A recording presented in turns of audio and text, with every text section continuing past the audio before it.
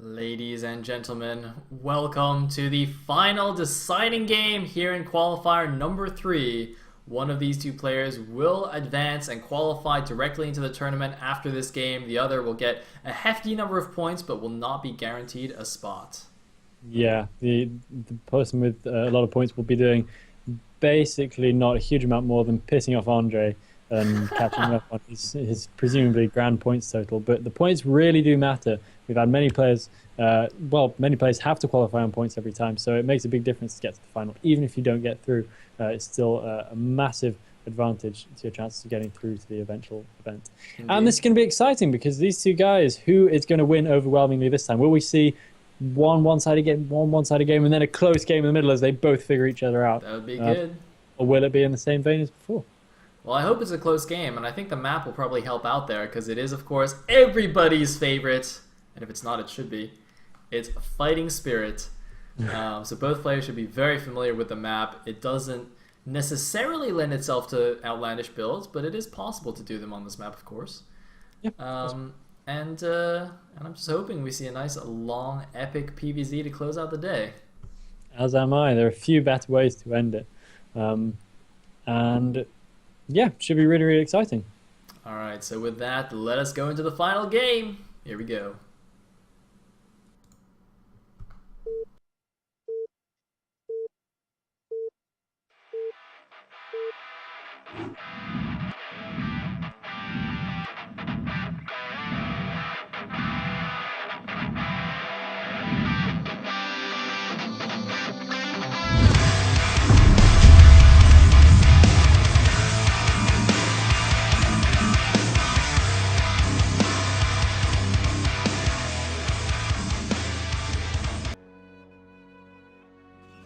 Alright, at the top right corner as the white Protoss, we have DragOn PaiN. At the top left as the TLS3, we have OctZerg PaiN.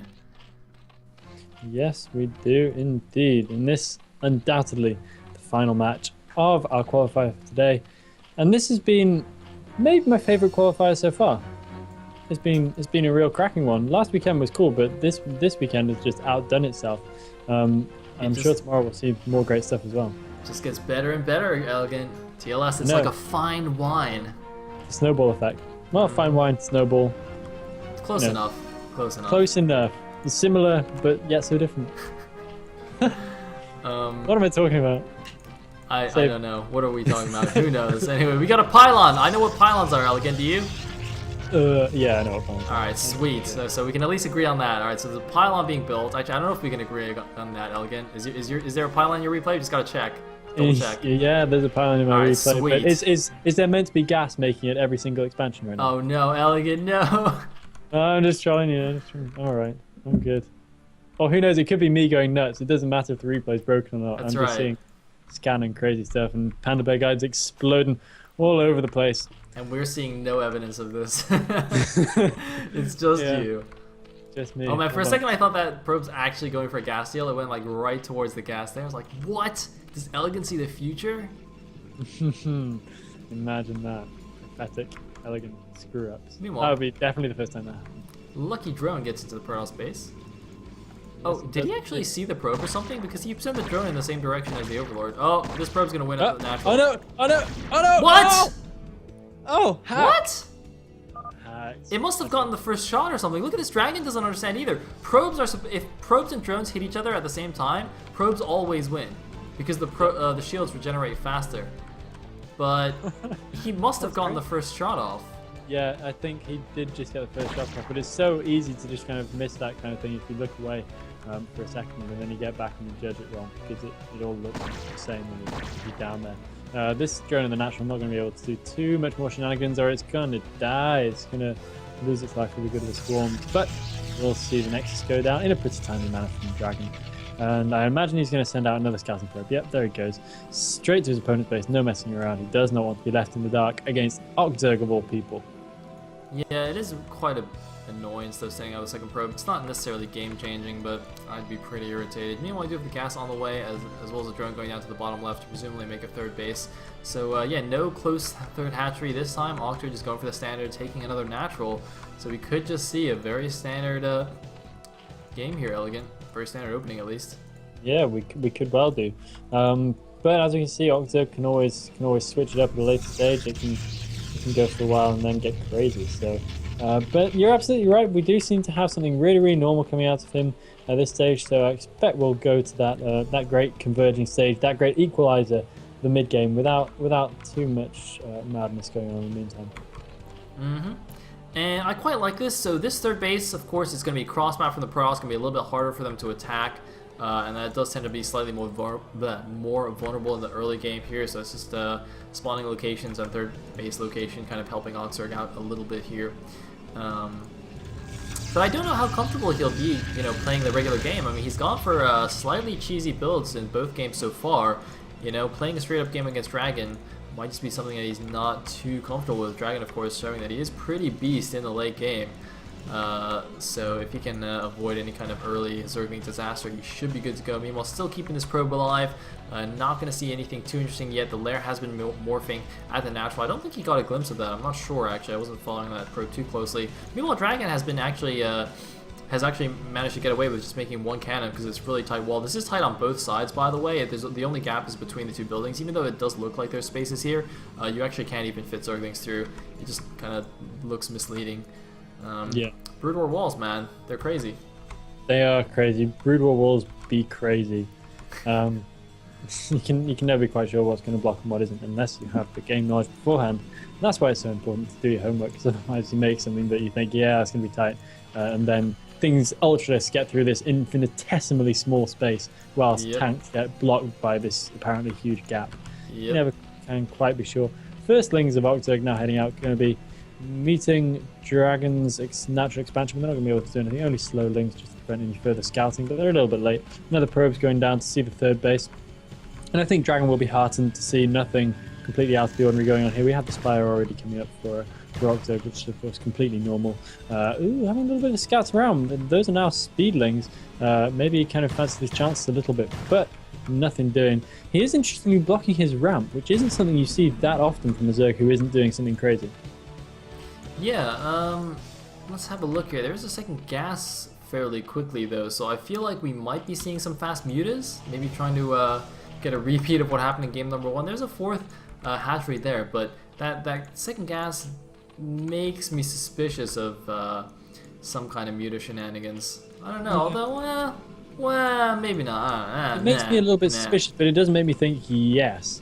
But it's also weird how he would block the ramp, because there's nothing specific that would have given it away as fast mutalisks had he not blocked the ramp. It's still a Spire, it's still the same number of hatcheries. Maybe you'd see the saving lava? No, he's not making mutas. I don't know. A little bit Alright. Just don't freak his opponent out. Which is always good. I don't know. You know what? I'm going to stand by my prediction. I still think he's going to make mutas, because he's got a decent amount of gas still. Oh, he's getting carapace! Yes! Yes! Got him. There you go, indeed. Sail, calling it, uncalling it, and calling it again. Boss.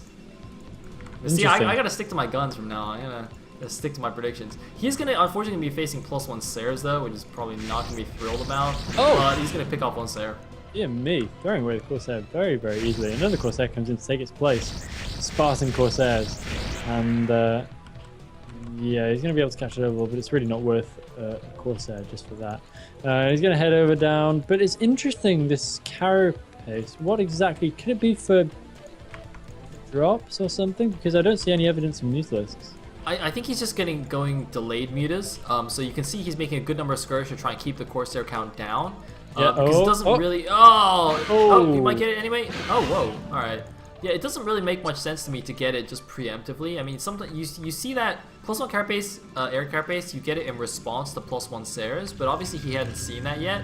So for him to get it straight away, it almost certainly must be some kind of delayed mutas. And he is still building up quite a bit of gas. I mean, yes, finally mutas. Okay, whew, good. I keep saying, I was like, please be right, please be right, please be right. Alright, so he is making some mutas, thank you. And see, he still doesn't know about these +1 Sares, but he has killed 2 of them already, which is really quite a big mistake by DragOn, to be honest. If you're going +1 Sares, you really need to be on the ball with keeping the initial ones alive, because it actually delays you by so much if you lose the first couple. It's kind of a similar situation with these +1 speed dots, actually. If you're going +1 speed dots, you don't send out the initial 1 or 2 to just suicide themselves. That's a bad move. No. Absolutely not. And he's going to go poke around down at the lower left-hand side base. He's going to find it pretty well in SimCity. There's really no way he's going to be able to get in there, as we've already seen from Fold earlier on today. It just ends badly. Even when you apparently have a decent advantage, it always gets to turn back. And yeah, DragOn, knowing this, immediately does a 360. And no, 180. Damn, yeah, 360. All these spinning zealots, like zealots, crazy. And we see going in the main now, OctZerg with a big attack of meters, but that stack of Corsairs is going to be more than enough to steer away. One pair of Scourge lands, taking out one Corsair. I think that's nothing near enough to deal with the cannon and 3 Corsairs. Oh, he's going to catch the zealots though. He's going to catch the zealots. Oh, that's always good. This is what I'm always afraid of whenever I go +1 with speed zealots. So my opponent's going to go mutas and do this kind of rubbish. And he's going to take a good amount of health off the mutas, but not going to be able to, off the zealots rather, he's not going to be able to do it entirely. Then the mutas are chased off by the noble Corsairs coming in to save the zealots. Indeed, and I'm a little bit surprised that Corsairs didn't continue to pursue, but I guess there's actually not that many of them yet. It looks like only 4, so they got to be a little bit careful not to get trapped or ambushed by Scourge. In the meantime, looks like we just have some Hydra upgrades on the way, got some ground carapace going, so what's his face? OctZerg. Not going to overcommit to these mutas. I almost said True Touch because I'm talking to True Touch in the stream chat. Oh, I just got so confused. Stream chatting in the middle of the game. I know. Guilty as charged. Yeah, well, you kind of were your own jury there. Whoa, yeah. A lot of mutas actually. Oh, I said he wasn't committing, but he does have quite a few. I'm a bit surprised he hasn't made more Scourge though, because if you really want to contest air control against Mass Corsair, I feel like you need a few more Scourge to try and get like a flank or a surround and just own it up. But there is one Archon here that could be quite dangerous as well. Oh man, do not take the Archon hit. Gonna land one good hit. Wait, did he kill that or was it cancelled? He can take the Corsairs on. He takes the Corsairs on. He's going in with his useless. Will he do a decent spread? The Corsairs are falling very, very quickly. Ooh, an Archon nearly landing a hit, but not quite. Those Corsairs are nowhere near strong enough to chase that number of mutas right now. That is a lot of mutas from OctZerg. He is really committed to this. What's he doing back at home? He has got Hydras on the way, but that is a lot of mutas to hold the fort until then. And he's going into the third base. That's a bit of a mistake. Losing 1 or 2 mutas for free right there, and a lot of them very damaged at this point. I think he's best not to engage the Corsairs anymore. Yeah, but he's getting a 4th base. I mean, he's got a pretty decent drone count. He was adding more drones, and as you said, he's switching into Hydras as well. As speed is done, his range is almost done. So, you know, these mutas, they don't necessarily need to do a lot of damage. He's putting on some pressure, doing a bit of harassment. His 4th base is going to be about a similar timing to the Protoss 3rd. So, you know, this is pretty normal here. I mean, neither player going too crazy, and I think we're just going to go into a nice calm late game. I mean, the muta's going to fly in here again, but you have to be really careful with Storms and Archons and Corsairs all over the place. Got to be very, very careful because anything could happen to them at any time. There's Corsairs coming in, and they're going to be able to take care of these mutas pretty easily, I would think. But the mutas look like they're going to be able to stand and fight. Will that be a success? It looks like they will be able to scare away the Corsairs. DragOn having to retreat the Corsairs for fear that they will all die at once, and not being able to land any storms on those mutas on their way out, unfortunately for DragOn. But he has seen them clear for the time being. And OctZerg is just continuing to... Not OctZerg. It's just continuing. See, we're getting him all mixed up. Nice. Poor OctZerg. It's like I'm calling him True Touch, you're calling him EonZerg. Yeah. Like, I'm not any of those people. It's vaguely insulting. We're deeply sorry. We don't mean it as any kind of disrespect. I don't know. I mean, well, dude.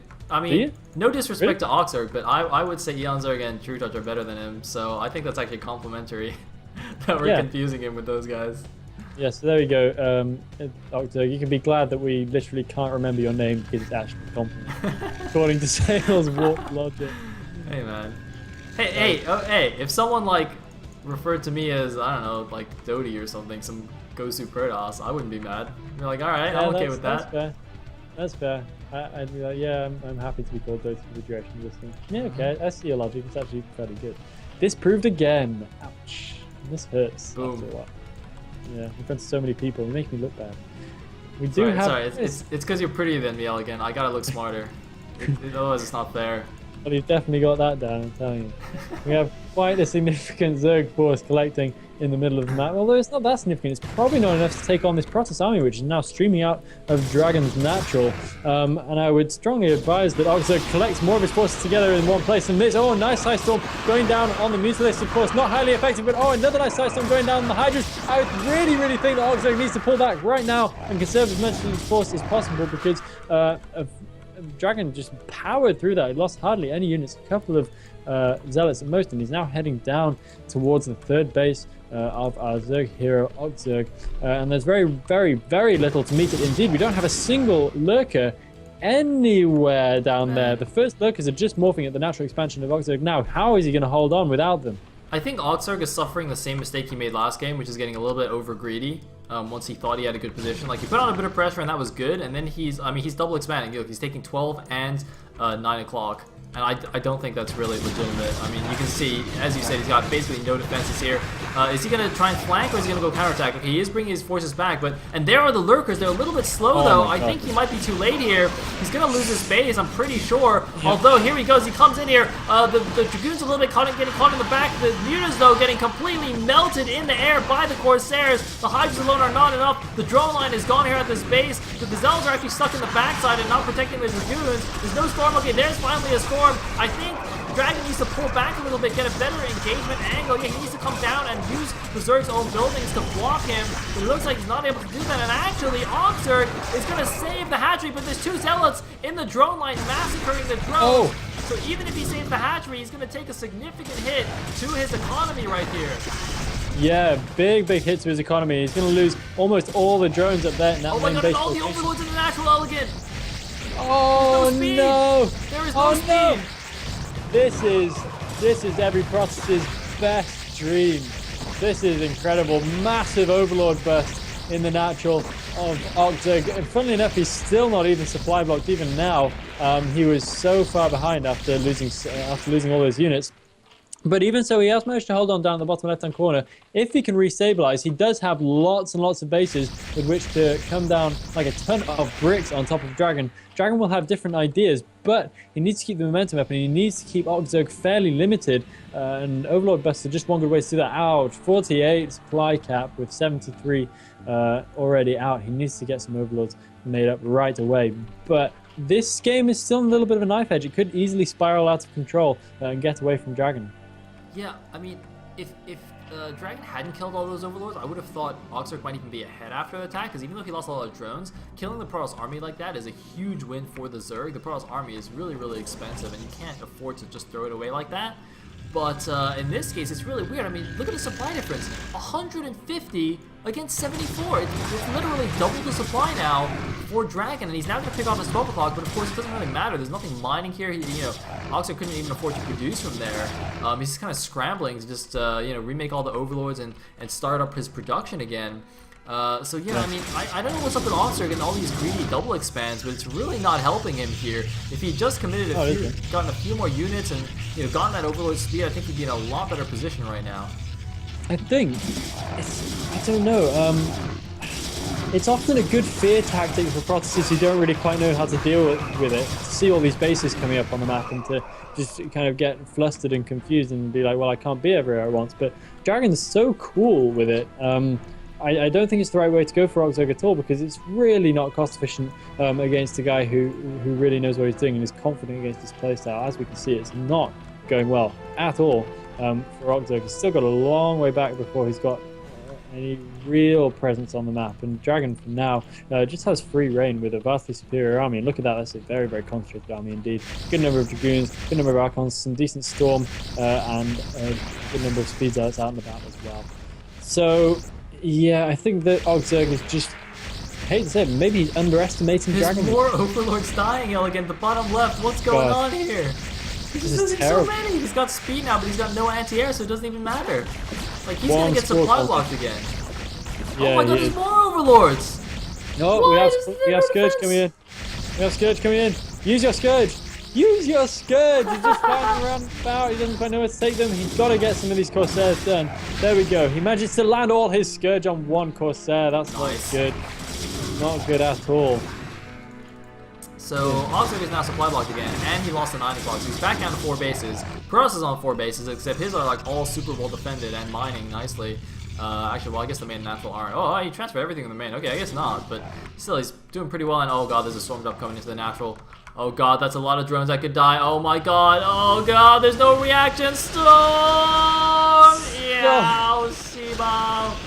Oh god, oh, he even kills a Scourge too. This one drone has survived. And the shot goes down. Never mind. Wow, that was brutal. Brutal stuff. DragOn is so on the ball against this kind of mass expandy Zerg style. He is just not going to be taken for a ride for 1 second with this kind of stuff. He's just all over it. He's even keeping observers with his Strike Force Zealot groups in case there's a couple of lurkers sneakily burrowed around to scare away any small attacks. Very nice. Man, DragOn is making me so hopeful for, you know, killing Zergs in TLS. Like, he seems to know what's up. He knows how to take down these dirty Zergs. So, yeah, go DragOn. Yeah, go DragOn. All power to him. He is doing a stand-up job of just keeping Eon Zerg down. Not Eon Zerg, OctZerg. Of keeping OctZerg to a bare. Hey man, if he can take Eon Zerg out, that's even better. I hope he takes Eon Zerg out too. I mean, I like Eon Zerg, don't get me wrong, but he's ridiculously strong. Yeah, he's insane. Someone needs to just like a more hapless or something. I would complain. But DragOn, you know, he has the quality, and here comes the big burst, and it could well work. I really don't see what, if anything, OctZerg is going to be able to do about this. Do we have any more storm? Having said that, a lot of Zealots going down very, very quickly to those lurkers, but it really just doesn't matter. There is nothing except a fresh clump of overlords to you know, put up any kind of struggle against this, and basically all overlords can do is run away, so that's not really much help. And this is so decisive. As a Protoss burst, you really don't get much better than that. But we do have a lot of Lurker Link coming in from the back. Oh, we might so even we see a do. situation like we did in the beginning where the Protoss army dies in exchange for a couple of Zerg bases. The drone's just going crazy here at the bottom left. And here we go, a lot of Zerg units coming in. They're intercepting some reinforcement units. They're actually going to get them for free. It's really, really nice. But if he can hold the ramp somehow, also the Lurkers are actually getting confused. He's losing a lot of Lurkers for nothing. Drones are all going down to an Archon, although plenty of them actually escaping this time. And no, Archon killing all of its own observers. I don't know quite how that happened. That was very, very strange. I think there were Scourge there as well. Really? I'm pretty sure. No. Were there not? I don't know. Maybe I was seeing something else. I'm sure they weren't. Am I Scourge blind? I saw not a Scourge in that engagement. I don't know what I see or don't see, but DragOn is just all over this. Even as OctZerg tries to put the base back down, thinking the attack is over, DragOn's like, no, and comes streaming in with the reinforcements, which are basically rallied straight over there. So nice macro there to keep it going from DragOn and to keep that base down. And I think that this is going to be an unstoppable force right now for OctZerg to face. He is streaming as many Hydra Ling as he can out of his natural, but it's just not going to be enough. He's facing down a very concentrated, very superior army with 3-1 upgrades right now. Yeah, and while all that was going on, he snuck up the bottom right base. I didn't even see what happened there. But, you know, he's got the whole thing going on. He's got cannons and gateways and everything, the whole shebang. So he is looking good. He's even taking the 12 o'clock base now as well. And, oh god, there was another storm drop with the natural. And everything is dead. Everything is dead again, Elegant. DragOn playing it perfectly. That is beautiful. And talking of DragOn, very cost effective. We can see in his army there are plenty of veteran units. We've even got an 11 kill Dragoon. How often does that happen? Very nice army control so far from DragOn here. Really keeping the units that count going for as long as possible. Ooh, dashing in a little bit hastily there, losing most of his remaining units. And he's just going to need to regroup a little bit. But wow, that's a lot of Archons going up to defend the 12 o'clock. I don't know how New can compete with that. That is many Archon indeed. Looks like Hawks are going to come up here with 50 supply of Hydras against a maxed out Protoss army.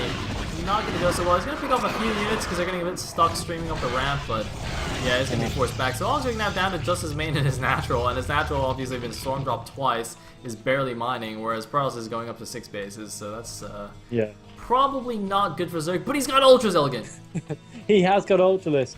Not that I trust him so much anymore. I have a very different slant on Ultralisk now. Now I think Ultralisk, whatever, whereas before I've been like, oh, game over, OctZerg takes it. But yeah, DragOn looking so commanding right here. He's got the 12 o'clock position, and that is a base he really should never have in this game. Look at that defense though. How can you even imagine breaking that?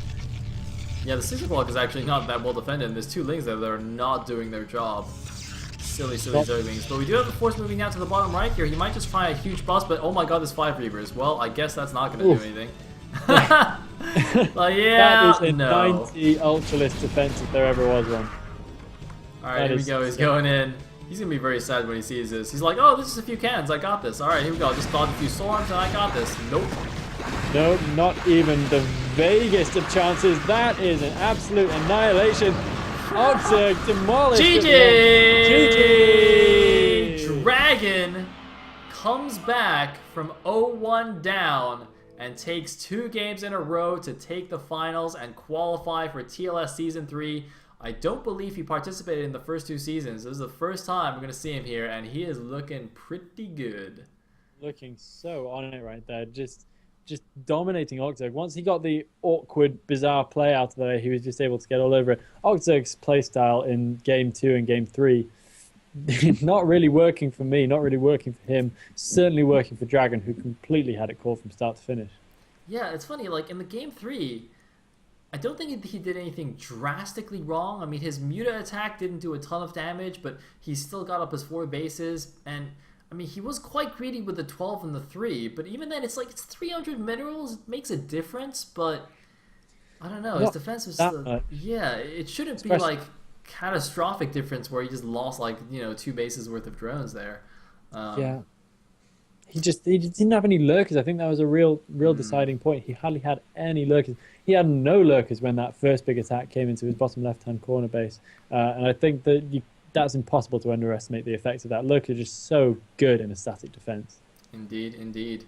So, well, huge congratulations to DragOn, and well done, of course, OctZerg as well for making it to the finals. He gets a healthy number of points. I think it's actually like 85 or something towards qualification. So, definitely going to go a long way towards that. Hopefully, he won't be 1 shy this time. Oh, God. It's heartbreaking. Indeed. And, well, guys, we're going to have another qualifier tomorrow. It's going to be the 4th and final qualifier. So your last chance to qualify for TLS Season 3, even you can either win it to get straight in or get enough points to try and qualify. I think, actually, Muke is actually messaging me now, our resident Liquipedia updater / points guy. So, yeah, boss. Oh, apparently, DragOn was trying in first. I don't know whether he's saying DragOn was trying in the first qualifier or the first season of TLS, but DragOn's played before and didn't quite make. Oh, I think he means the first qualifier. Yeah, DragOn's been in all the qualifiers so far, I think. Oh, okay. Sure. So, well, he has succeeded this time. Finally making his presence felt in emphatic style, getting all the way through to the final and winning it. Mm-hmm. Oh, and by the way, guys, also for the qualification, so in the beginning we announced that there would be 8 qualification slots, but of course 3 seeded players did also forfeit their seeds, so there are actually 11 slots now open for points qualifiers. So if you're like on the cusp, you should check out the Liquipedia page. It'll let you know the exact ranking, and you can check things out and see how you're doing, so you can see how many points you'll need to probably qualify. It'll all be very, very exciting. And then after tomorrow, we'll know our round of 24. Ooh, even more exciting. I can hardly wait. It's going to be good. It's going to be good. So, with that, a huge round of thanks to our sponsors. Once again, Razer and Twitch TV. They are super duper awesome. Go buy lots of Razer things and get a Twitch Turbo account, which I heartily recommend, actually. I really like my Turbo account because I don't see any ads ever. That's pretty good. And like every time I, log into TL on work and I'm logged out of the thing and I get ads, I'm like, oh, God, I got to log into Turbo again. But Turbo is good. Turbo's good. Pretty awesome. So yes, huge thanks to Team Liquid as well. I highly recommend also their new shirts. I'm very excited to get one, but I can't until next month. QQ. Europeans. TL headquarters is even in Europe now. Like they're in the Netherlands now, and they're still being BM to us. I find it hard to believe they're all walking around in the old T-shirt. Just saying. And they're very hard to believe. That is a good point, Elegant. I bet they all have T-shirts. Why can't we get some? Discrimination. Anyway, a final thanks to our viewers for checking us out, watching the stream. I hope you guys enjoyed it. And I hope you guys will tune in tomorrow for qualifier number 4, And I think with that, we are all done for today. So have a good evening and see you tomorrow. See you tomorrow.